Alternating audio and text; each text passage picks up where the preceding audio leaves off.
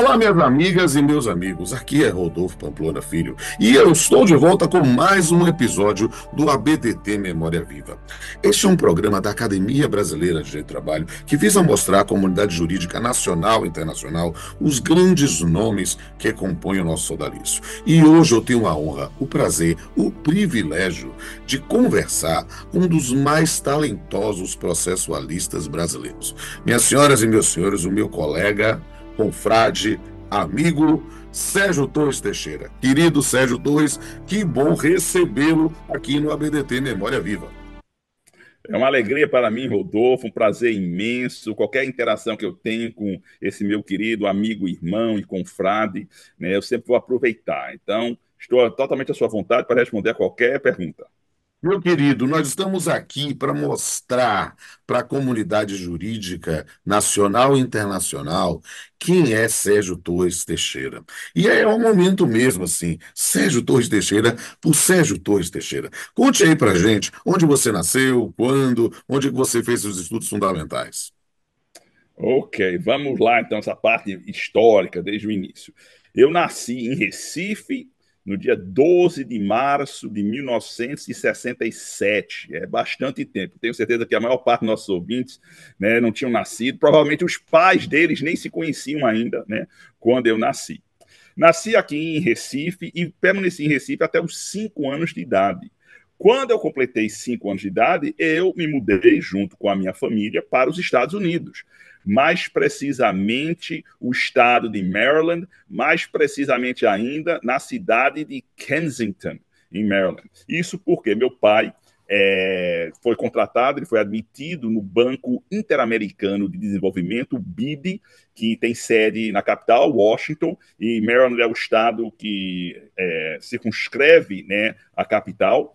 E nós fomos morar lá, então, né? Isso em 71 para 72, né? Então eu cheguei com 5 anos de idade, logicamente não sabia, né, falar inglês ainda, mas comecei indo para a escola, no que eles chamam de kindergarten, que é o Ao Jardim pré-escolar, da né? Infância, né? O jardim da infância, né?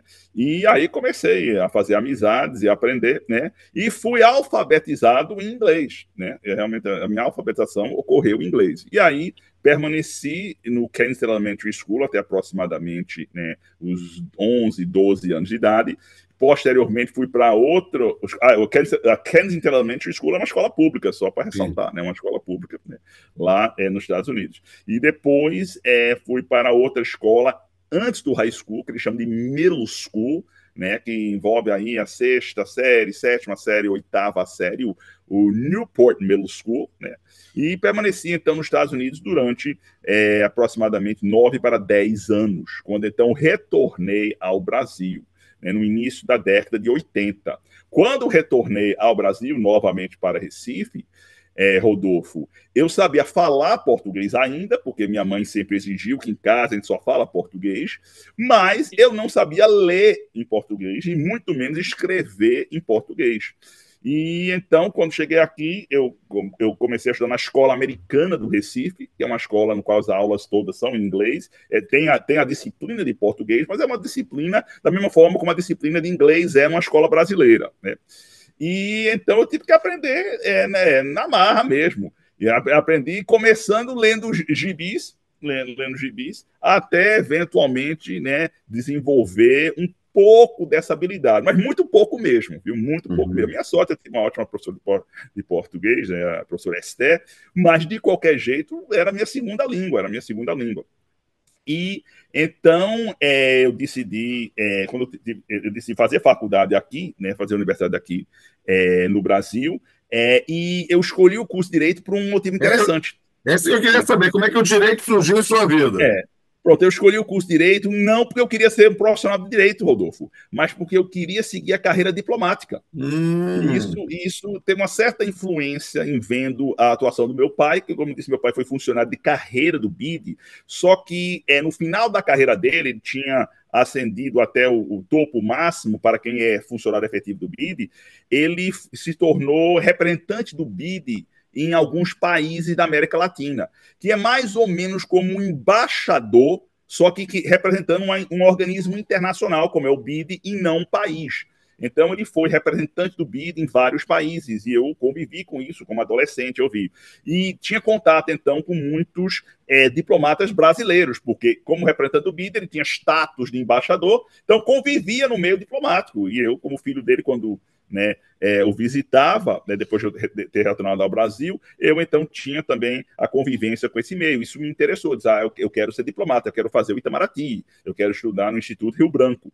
E então, disse, o melhor, então, para mim, seria estudar o curso de Direito.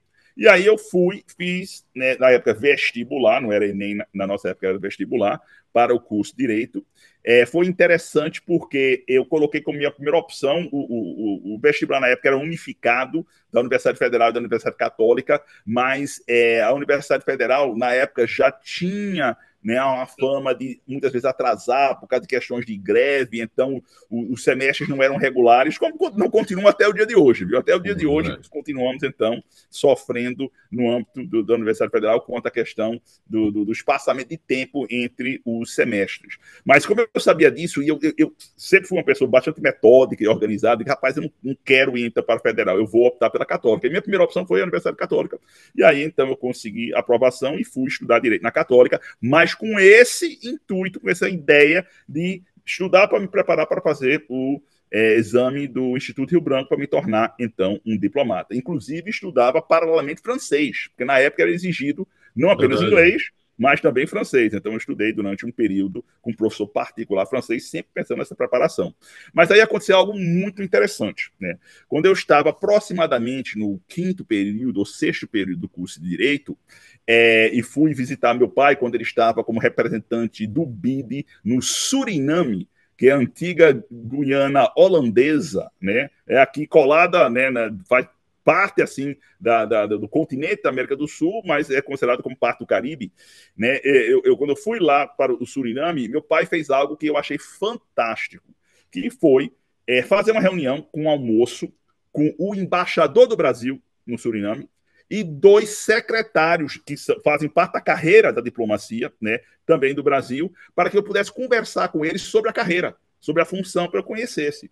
E foi excelente, foi um almoço muito alegre, muito legal. Eu fiz várias perguntas, eles relataram, mas ao final desse encontro, Rodolfo, eu entendi que não era carreira para mim. Eu entendi que não era o que eu queria e o meu perfil não se enquadrava, por alguns motivos, dentre os quais eu vou dizer um. Ele foi muito claro dizendo que sua opinião pessoal, não vai ser relevante quando nós temos uma diretriz estabelecida politicamente para agir dessa ou daquela forma em qualquer tipo de encontro. Aí eu disse, rapaz, eu tenho tanta dificuldade em agir sem acreditar naquilo que eu estou fazendo, que certamente isso vai transparecer. As pessoas vão ver que eu não estou acreditando naquela política, eu só estou fazendo isso porque integraria o corpo de diplomatas, e eu acho que isso poderia afetar negativamente o meu trabalho. Fora outros fatos também, disseram, olha, é difícil criar raízes, você só vai ficar vivendo como um nômade alguns anos de um país, depois você volta para Brasília, depois novamente alguns. E isso também não me interessava tanto, como eu disse, eu sou um pouco metódico. E aí, dentro desse campo, eu decidi, então, depois desse almoço, eu falei para meu pai, eu acho que não quero mais ser diplomata. E como é que o direito do trabalho surgiu na vida desse indivíduo? Agora, exatamente. Logo depois, nós tivemos, eu comecei a cursar a disciplina de Direito do Trabalho com o nosso confrade Everaldo Gaspar Lopes de Andrade. O Gasparzinho, E eu, como aluno, comecei a gostar muito da matéria. Por coincidência, foi exatamente a época da promulgação da Constituição, com todo aquele elenco de direitos trabalhistas no artigo 7º. Então, aquilo realmente despertou um interesse. Eu comecei a estudar cada um daqueles incisos do artigo 7º, comecei a estudar justiça do trabalho, e aí, naturalmente, fui enveredando por essa área do direito do trabalho e, posteriormente, pela magistratura. Na realidade, inicialmente, meu primeiro contato no âmbito acadêmico profissional com direito do trabalho foi como estagiário do Ministério Público do Trabalho. O Gaspar me levou lá para fazer um estágio, voluntário, e eu fui, passei um período lá, aprendi bastante, e gostei muito, como até hoje eu tenho uma admiração imensa pelo Ministério Público do Trabalho. Mas então, aí eu decidi, olha, essa é minha área, realmente eu gosto dessa área, eu vou me especializar nela. Assim que eu concluí a faculdade, imediatamente eu fiz um curso de pós-graduação a nível de especialização, primeiro em Direito Público, né, no qual se despertou meu interesse, como você falou, para o processo, né, para o direito processual civil, direito processual trabalho. Subsequentemente, um ano depois, eu fiz outro curso de pós-graduação a nível de especialização em direito do trabalho, né? Aí com excelentes professores como Gaspar, como locais, o professor Solano, Magalhães, também tivemos como convidados o professor Antônio Alves da Silva, nosso confrade, nossa saudosa confreira Alice Monteiro de Barros, também foi professora desse curso, Wagner Giglio também foi professor. Então eu só podia me apaixonar realmente, né, pelo direito do trabalho, pelo processo do trabalho. E quanto à academia, que eu acho que você vai perguntar, né? Esses todos eram integrantes da academia, né? O Gaspar era, a Alice era. Aí eu disse, olha, realmente, né, a academia brasileira de direito de trabalho, que na época se chamava Academia Nacional de Direito de Trabalho, é o local, né, a instituição mais representativa do direito do trabalho, do processo de trabalho no nosso país. E passei, então, a sonhar com eventualmente ter a possibilidade de ingressar na academia. Eu me recordo que eu tive um privilégio imenso de conhecer, né, um dos fundadores da academia, né, talvez o nosso maior justo-laboralista de todos os tempos, o Arnaldo Susequinte, né, e eu fiquei realmente assim encantado pela figura, né, pelo que ele representa. Eu gostava muito de ler os seus textos, e ele, para mim, simbolizava a academia, ele era a personificação da academia, né? E posteriormente conheci outros, como Amaury Mascaro Nascimento, e também personifica a academia para mim. Aí eu pensei, olha, se eu puder, não sei se terei condições, se eu puder ingressar então nessa instituição, isso será a maior realização profissional que eu posso ter enquanto acadêmico e enquanto estudioso do direito do trabalho. Eu acho isso sensacional, porque você fez uma grande carreira no magistério superior, no magistério jurídico, fez, continua também, né, numa grande carreira na magistratura. Queria que você falasse um pouco sobre isso, para falar justamente aí do seu ingresso na Academia Brasileira de Trabalho, quando você ingressou, como é que foi o processo, e aí a sua atuação na academia. Vossa Excelência já compôs várias diretorias da nossa academia. Muito bem. É interessante, Rodolfo. Olha, quem me conhece mesmo, aquelas pessoas que me conhecem profundamente, elas costumam dizer algo que eu acho interessante. Toda vez que eu digo, olha, não, se quer que Sérgio trate de algum tema, pode chamar, que ele sabe falar sobre qualquer questão envolvendo direito de trabalho, processo de trabalho, o que não é verdade, mas eles acham. Então, eles falam isso. E aí, então, mas quem me conhece mesmo, não, você quer saber algo que realmente Sérgio sabe, que se destaca aqui, talvez assim esteja num nível, né, que seja bem diferenciado em relação a todas as pessoas que nós conhecemos, fale com Sérgio sobre organização de tempo, sobre como ele consegue organizar, né, o seu tempo, porque realmente, né, eu faço, né, múltiplas atividades e eu digo, olha, não tem segredo, tem que ser organizado, mas eu acho que talvez a coisa mais relevante é que você tem que amar o que você faz. E eu tenho, né, muita felicidade em dizer que eu amo, né, a atividade acadêmica, eu amo ser professor, eu amo escrever, eu gosto de estudar. Né? O pessoal diz, estudar é muito chato, eu adoro estudar. Quando tem um tema novo assim, eu começo a pesquisar, pego o material para tentar, então, aprender um pouquinho. Então, eu sempre tenho essa sede de aprender. Eu acho que isso faz parte de ser um acadêmico feliz, né? Eu sempre entendo que eu nunca estou satisfeito. Eu sempre estou feliz pelo que eu tenho, mas querendo mais, querendo aprender mais. E essa capacidade, eu acho, de organizar o tempo é que permite que eu tenha essas múltiplas atividades. Mas vamos lá. Então, eu me formei, colei grau em 1990, né? E, como eu disse, já fui lá fazer o curso de pós-graduação a nível de especialização em Direito Público e depois outro em Direito do Trabalho. E nesse meio tempo, então, surgiu a possibilidade de eu fazer um concurso para ingresso na magistratura do trabalho. Eu advoguei um pouquinho, mas muito pouquinho, viu, Rodolfo? Porque na época não tinha exigência dos 3 anos de prática jurídica, de atividade jurídica para poder se ingressar na magistratura. Então, eu me inscrevi em concursos públicos em Brasília, TRT 10, e em Minas, TRT 3. Tive, então, a sorte de conseguir ser aprovado em ambos. E, apesar de ter tirado primeiro lugar no TRT 10 e ter muita vontade de ter tomado posse lá, né, eu não pude tomar posse lá, porque eu passei também no TRT 3, que muito me orgulha, eu adoro o TRT 3, tenho muito admiração pelo TRT 3, e eles me chamaram primeiro. E tinha um colega mineiro aqui em Pernambuco, que era juiz, que queria fazer uma permuta. Então, já tinha falado comigo antes. Então, eu nunca tomei posse no TRT 10 em Brasília, para meu lamento pessoal, gostaria muito de ter tomado posse lá. E tomei posse no TRT 3, o que gera muito orgulho também, que é um TRT absolutamente maravilhoso, né? Os colegas que nós temos lá no TRT 3, oriundos do TRT 3, né, são pessoas muito especiais, em relação ao qual eu guardo um carinho muito grande no coração. Mas eu fui, então, tomei posse no TRT3 já sabendo dessa possibilidade de uma permuta para retornar para o meu Recife, né? Na época, eu era noivo já, minha noiva ainda estudava na universidade, né? E aí, então, minha família era toda aqui, né? Estava toda aqui, uma parte nos Estados Unidos, mas uma parte aqui, então era natural que eu quisesse retornar para minha casa. E aí eu fiz essa permuta, retornei para Recife, onde eu ingressei então, no TRT da sexta região como juiz de trabalho substituto, isso em 1992. Aqui, então, já fixo, aí eu ingressei no mestrado na Universidade Federal de Pernambuco, né, e posteriormente no doutorado. Mas aí vamos falar da academia, né? Da academia. Eu tinha sempre esse interesse. Aí, aproximadamente, isso deve ter sido algo como 98 para 99, né? Surgiu uma vaga e um acadêmico em relação ao qual eu tinha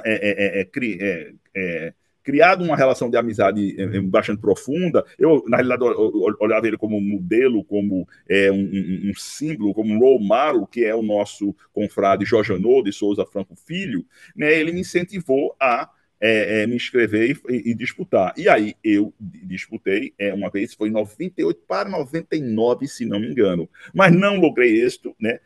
Nessa primeira tentativa, né?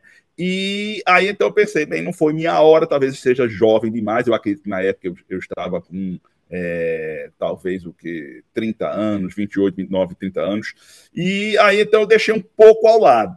Só que em 2003, eu recebi um contato de alguém que, em relação com você, também tem uma relação afetiva muito forte, que é o nosso mestre Rodrigues Pinto, né? O Rodrigues Pinto entrou em contato comigo, dizendo que gostaria de apoiar o meu nome para uma vaga que tinha surgido na academia.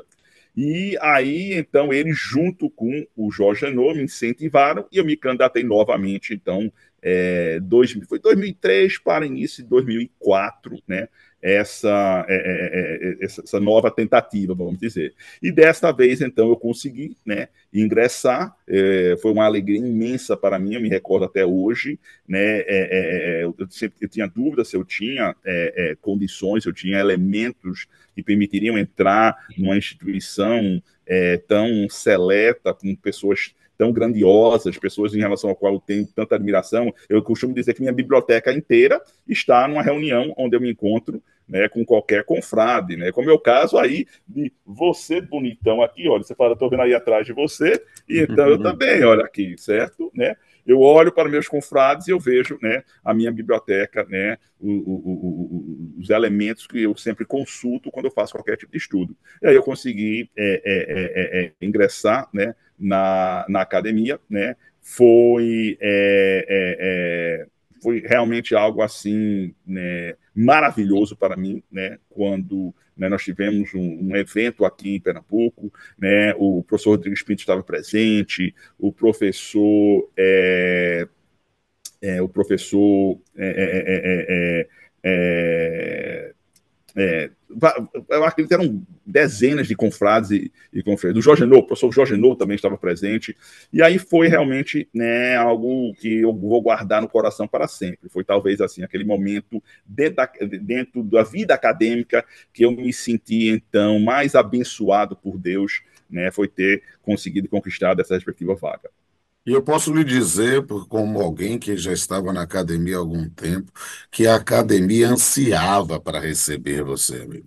Por quê? Porque eu não estou rasgando seda, falo isso, eu tenho liberdade de tantos episódios que já gravei aqui do ABDT Memória Viva. Você é um dos luminares, você é uma referência no campo processual civil e do trabalho, e sem sombra de dúvida, a academia se engrandeceu muito com o seu ingresso. Você é uma pessoa que tem uma história admirável do ponto de vista do magistério, do ponto de vista da magistratura, e dentro da academia atuou e continua atuando de uma forma muito presente, participando da gestão, participando dos eventos. Então, para nós é uma honra, um prazer, um privilégio poder chamá-lo de confrade.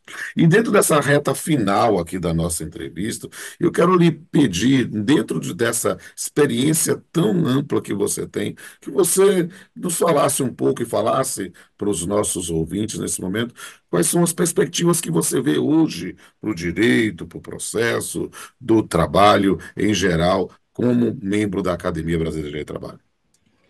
Ok, Rodolfo. Bem, nós estamos num período, eu acredito, um pouco delicado dentro de uma transição pelo qual estão passando as relações de trabalho e a disciplina normativa dessas relações, e isso em múltiplas dimensões, né? Porque, veja, com a evolução tecnológica, o modus operandi de boa parte das formas de trabalho estão sendo afetadas naturalmente.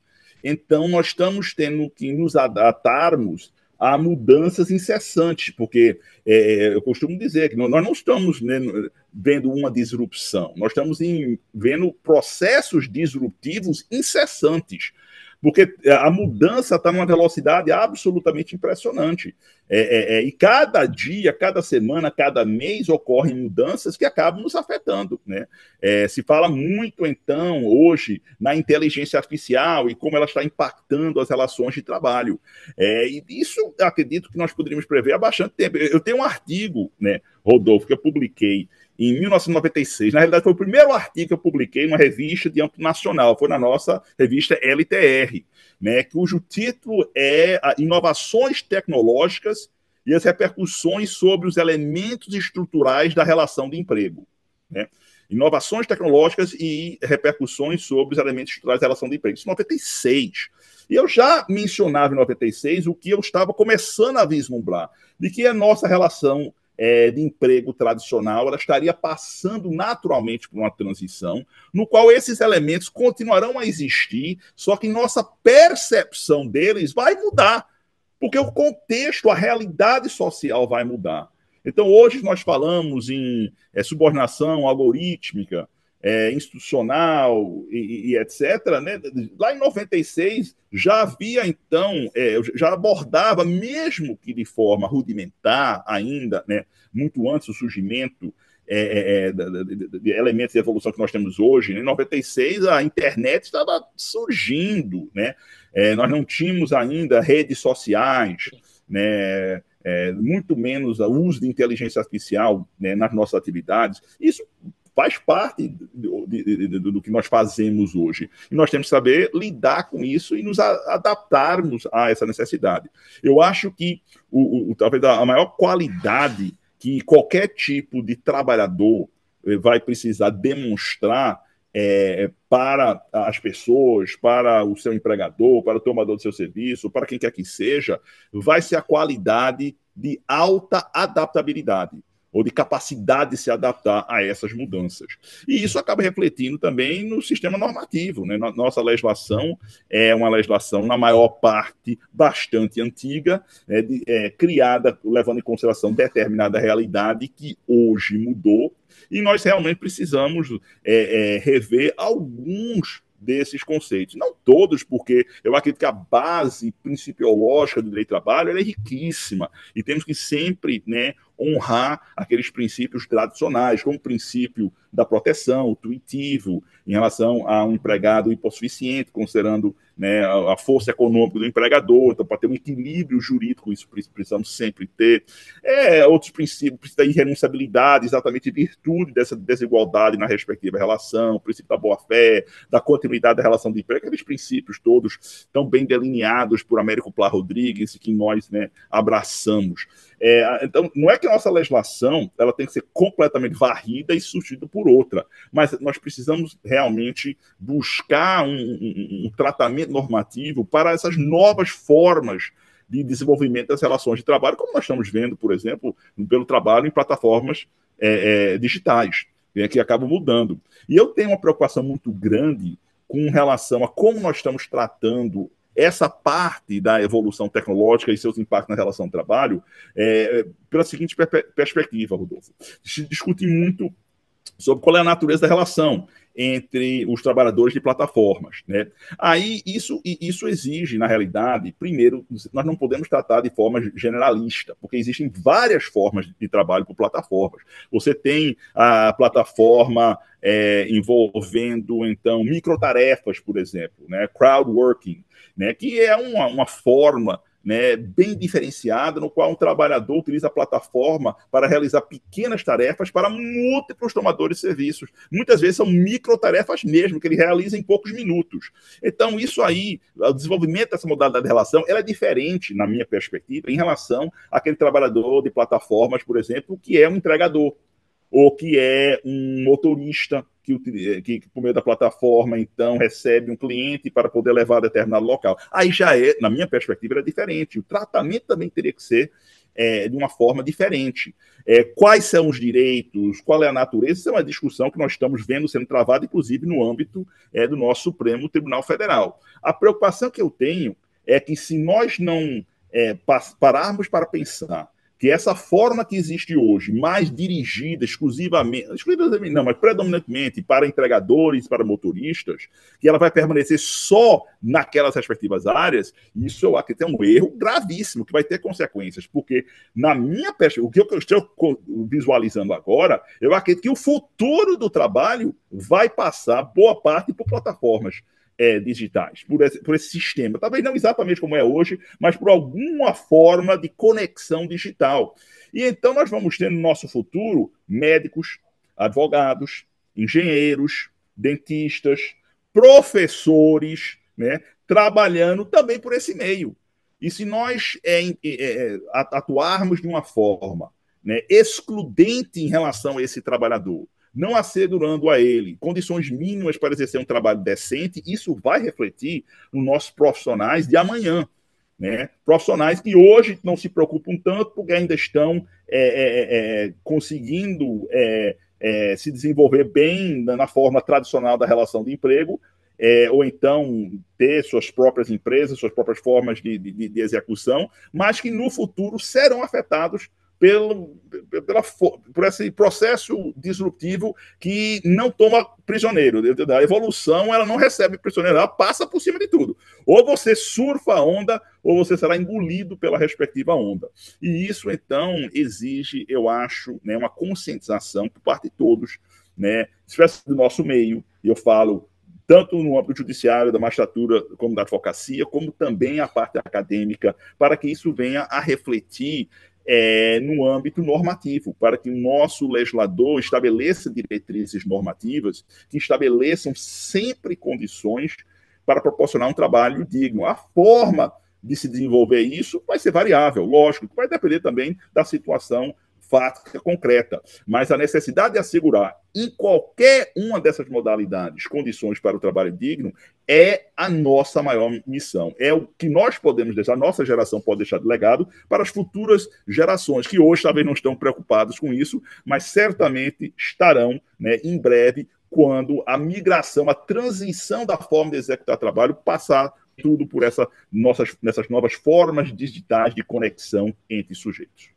Maravilha, que aula, meus amigos, que aula tivemos agora com o nosso confrade Sérgio Torres Teixeira no nosso programa de ABDT Memória Viva.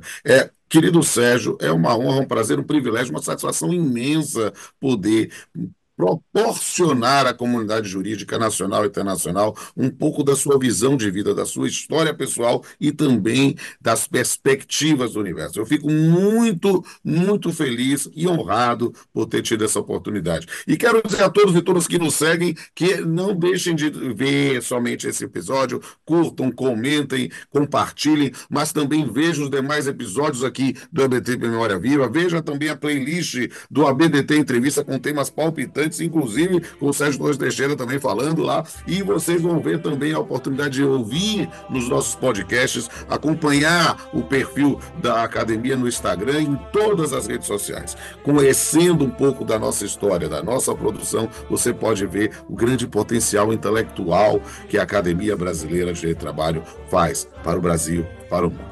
Até a próxima.